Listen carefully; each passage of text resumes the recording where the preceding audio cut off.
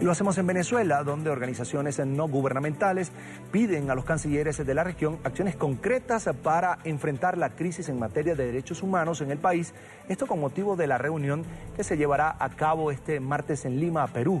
Instan a exigir que la constituyente de Nicolás Maduro sea suspendida y rechazan además el nombramiento de un fiscal paralelo. Nicole Colster, periodista en NTN 24 Venezuela, con el reporte. Nicole. La Asamblea Nacional Constituyente, que fue instalada por el gobierno venezolano en medio de fuertes protestas antigubernamentales, es desconocida por más de 70 organizaciones en defensa de derechos humanos que hacen vida en Venezuela. Nosotros no aceptamos a la Asamblea Nacional Constituyente como el instrumento para cambiar el Estado y para redefinir el Estado venezolano. Son ONGs que rechazan las decisiones tomadas, entre ellas la destitución de la fiscal Luisa Ortega Díaz y la designación en el cargo de Tarek William Saab, un hombre fiel al chavismo que pasa de defensor a acusador. Creemos que lamentablemente la designación del señor Tarek William Saab es la garantía de impunidad que necesita el fraude constituyente. Para nuestras organizaciones, la Fiscalía General de la República sigue siendo la que era hasta el viernes. Tarek William Saab, días previos a su designación como fiscal, había dicho lo siguiente: yo no tengo tripas, no tengo ánimo ni voluntad para ser fiscal general, ni ayer, ni hoy, ni mañana. ¿Por qué? Porque no me gusta el papel de carcelero. Hoy su posición ha cambiado completamente. Lo juro. Que la República y el pueblo de Venezuela os recompensen y os reconozcan también. Queda usted formalmente investido como fiscal general de la República Bolivariana de Venezuela. Las organizaciones no gubernamentales en defensa de los derechos humanos piden además a los ministros de Relaciones Exteriores de la región, insten al gobierno de Nicolás Maduro a aceptar la visita al país de relatores de la Comisión Interamericana de Derechos Humanos. Comunicación que le estamos remitiendo a los diferentes cancilleres, que se le exija al gobierno venezolano la suspensión de este fraude llamado la Asamblea Nacional Constituyente. En segundo lugar, que se refuerce el papel del sistema de protección internacional en materia de derechos humanos y que además se le inste al gobierno a aceptar la visita de los diferentes relatores internacionales en materia de derechos humanos. Una crisis política que, recuerdan, ha dejado 130 fallecidos y más de 5.090 detenciones desde que iniciaron las protestas en el mes de abril. Con 5.092 arrestos desde el 1 de abril hasta el 5 de agosto. Se mantienen aún detenidas 1.325 personas. Ya hemos superado los 130 fallecidos, de los cuales 101 son asesinados directamente en manifestaciones. Rechazan que la dirigencia opositora no envíe mensajes claros y coherentes a una sociedad que en las calles se mantiene pidiendo respeto a los derechos humanos y un cambio en la conducción del país. Desde Caracas, Venezuela, para NTN 24, Nicole Colster. En nuestro estudio en Miami nos acompaña Carlos Sánchez Berzaín, máster en Ciencia Política, además en Sociología, y es director del Inter-American Institute for Democracy. Señor Sánchez, bienvenido. Gracias por atendernos. Lo primero, usted escribió una columna titulada "Cuando el crimen organizado suplanta la democracia", y le pregunto, lo primero, ¿cómo aplica este titular a la situación de Venezuela cuando el presidente Nicolás Maduro, por ejemplo, argumenta que con la constituyente el poder vuelve al pueblo? ¿Cuál es su análisis? Bueno, el artículo está dirigido a la crisis venezolana. Es mi columna semanal y lo que pasa en Venezuela es que el gobierno de Nicolás Maduro, que ha dejado de ser presidente para convertirse en dictador, ha pasado a ser un grupo de varias personas estructurado y para permanecer en el poder y para cometer delitos. Los dos últimos hechos que se estaban comentando en su programa, el hecho de haber convocado, posesionado una asamblea constituyente, el hecho de haber destituido y posesionado un fiscal general, y sobre esos cantidad de hechos como el tema de los asesinatos en vía pública, la represión, los presos políticos, son delitos. Y esos delitos están siendo cometidos con el objeto de obtener beneficio material y beneficio económico. El beneficio material es permanecer indefinidamente en el poder por encima de lo que manda la Constitución y lo que manda las normas preestablecidas, y hacer desaparecer, entre otras cosas, a la legítima Asamblea Nacional, con todo el beneficio económico que trae consigo la corrupción que se está escondiendo, como el caso de Brecht, como el tema de los nuevos ricos de los boliburgueses, sin contar con el señalamiento internacional que existe a Venezuela como un narcoestado y de sus altas jerarquías comprometidas en ese delito. Entonces estamos frente a un hecho que, más allá de la política, ha dejado de ser un hecho político. Este es un hecho delictivo internacional. Y la descripción que le he dado de grupo delictivo es la descripción que da la Convención Internacional de las Naciones Unidas sobre Crimen Internacional y Grupos Delictivos Internacionales, que es perfectamente aplicable al gobierno de Nicolás Maduro y el grupo que retiene indebidamente el poder y que solamente en base a la fuerza hace cumplir su voluntad criminal. Señor Sánchez, esa simpatía, esa sintonía que tanto denuncia la oposición de los poderes del Estado con el gobierno, ¿daría cuenta, sería el ejemplo vivo de esa organización delictiva? Es que no hay poderes del Estado. Hay concentración del poder con simulación de división e independencia de poderes. El Tribunal Supremo de Justicia es una tecla del poder. El órgano electoral es otra tecla del poder.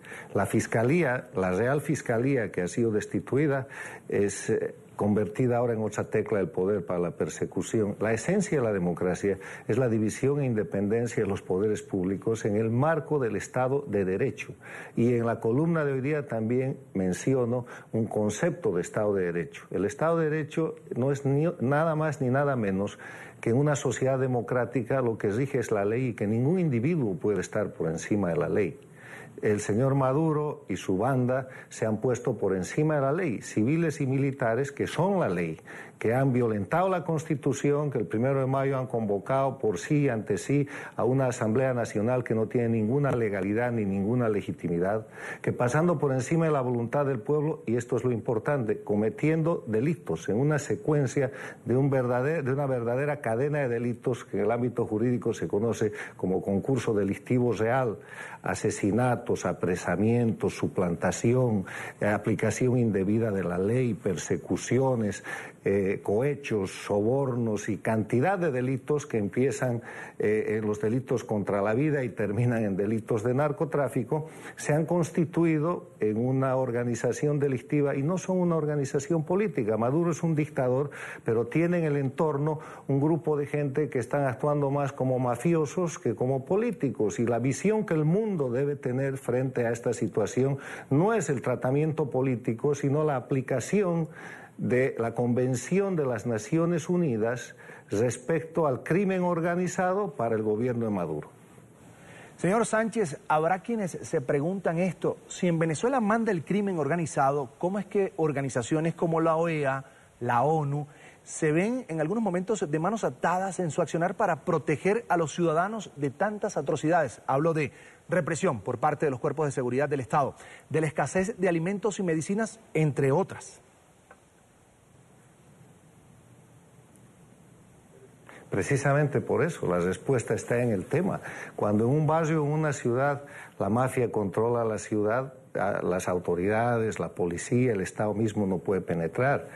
El poder de este crimen organizado, que además es un grupo transnacional, liderado por la Cuba castrista e integrado por otros gobiernos, como el gobierno de Evo Morales en Bolivia, el gobierno de los Ortega en Nicaragua, el gobierno donde estuvo Rafael Correa y ahora está Lenín Moreno en el Ecuador, que forman un consorcio que se ha venido a llamar socialismo del siglo XXI y que están todos alejados del respeto a los principios de la democracia, muestra de cuerpo entero la tipificación que la Convención de las Naciones Unidas contra el crimen organizado da. Ahora, la razón por la que las Naciones Unidas no actúa es porque este grupo de países ha formado un sindicato lo suficientemente fuerte, grupos de países porque controlan 16 países del Petrocaribe con el petróleo venezolano y eso hace que el voto de esos países los secunde para poder ejercer actos de bloqueo, al punto que Cuba hoy día forma parte del Comité de Derechos Humanos en Ginebra,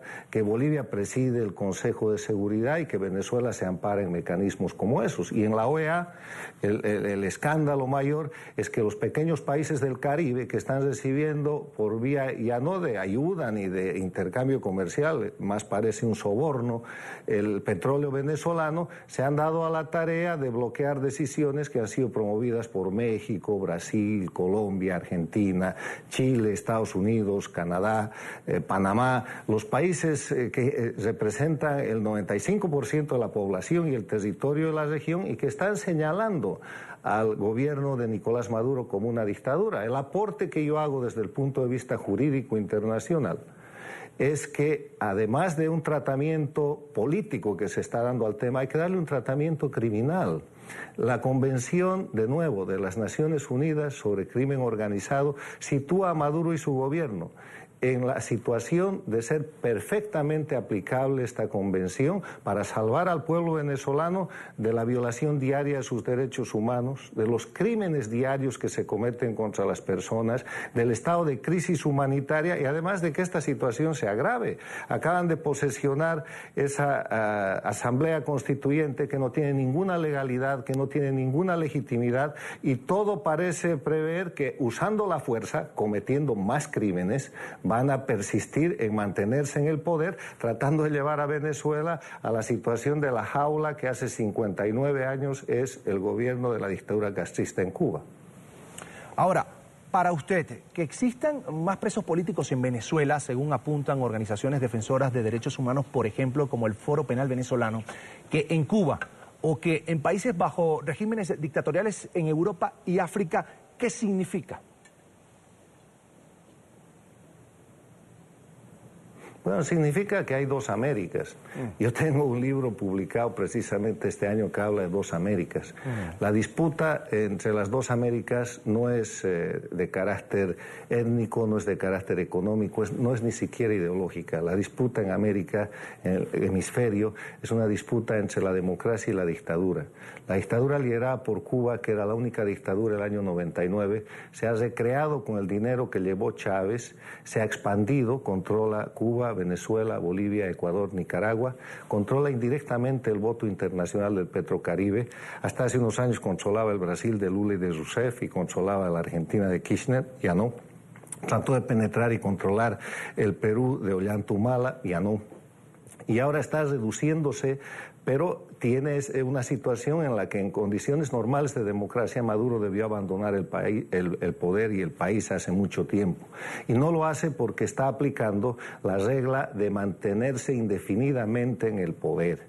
Y en esa confrontación que se está produciendo, estamos viendo una América democrática tratando de salvar la libertad en Venezuela y confrontándose contra una situación de absoluta irregularidad en un plano de política interna y de política internacional, a lo que yo sugiero, con un análisis jurídico que es muy serio y que está sujeto a todas las revisiones que se puedan hacer, agregarle el componente delictivo que es esencial en base a la Convención Mundial de las Naciones Unidas sobre Crimen Organizado, porque esa es la situación en la que exactamente se ubica Maduro con su régimen. Solo usan la fuerza, cometen delitos todos los días, los delitos son infraganti, están siendo vistos por la prensa, la televisión a nivel mundial, no solamente local, y parte de los delitos que cometen son delitos contra la libertad de expresión, contra la libertad de prensa, contra la libertad de opinión. No hay quien se libre de la comisión de delitos